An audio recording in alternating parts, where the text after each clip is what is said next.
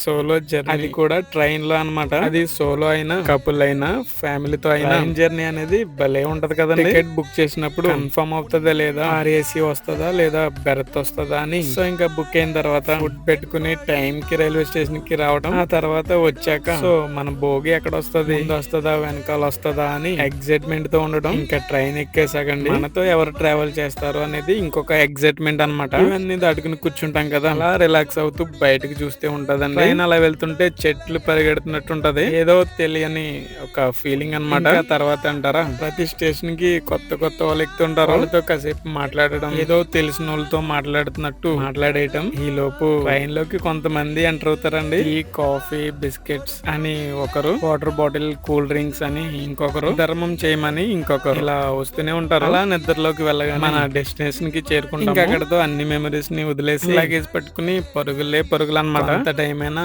ఈ busy busy ప్రపంచానికి దూరంగా ఉంటాం కదండి. మరి నేను చెప్పింది కరెక్టేనంటారా?